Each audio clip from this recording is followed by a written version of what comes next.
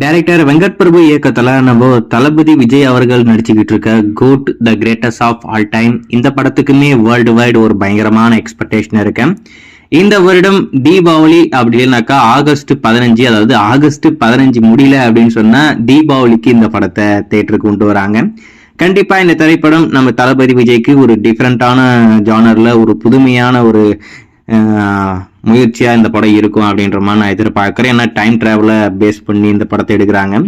அது மட்டும் இல்லாம இந்த படத்துல ஒரு பயங்கரமான குத்து பாடல் இருக்காமா, அந்த பாடல்ல நம்ம திரிஷா அவர்களுமே ஒரு கேமியோல் வராங்க. நம்ம திரிஷா அவர்களும் தளபதி விஜயும் அப்படி போடு அப்படின்னு சொல்லிட்டு பயங்கரமா போட போறாங்க. கண்டிப்பா இந்த பாடல் படத்துல ரொம்பவே பிரம்மாண்டமா இருக்கும். அதுல குறிப்பா நம்ம யுவன் சங்கர் ராஜா அந்த சாங்கை ரொம்பவே சூப்பரா பண்ணியிருக்காரு அப்படின்ற மாதிரி சொல்றாங்க. இதெல்லாம் மட்டும் இல்லாம இந்த படம் டைம் டிராவல் அப்படின்றது நம்ம எல்லாருக்கும் தெரிஞ்ச விஷயம் தான். இந்த படத்துல 2 விஜய் இருக்காங்க, ஆனா ஒரே விஜய் தான் 2 காலகட்டத்துல இருக்கிற மாதிரி இருப்பாங்க.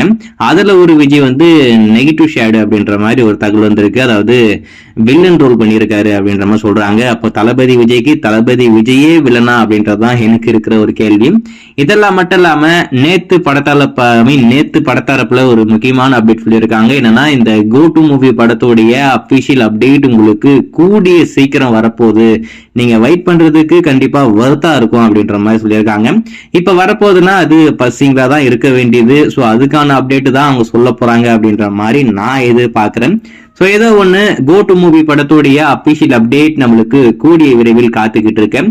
மோஸ்ட்லி அடுத்த வாரம் அது வரும் அப்படின்ற மாதிரி நான் எதிர்பார்க்கிறேன். ஸோ வெயிட் பண்ணி பார்ப்போம்.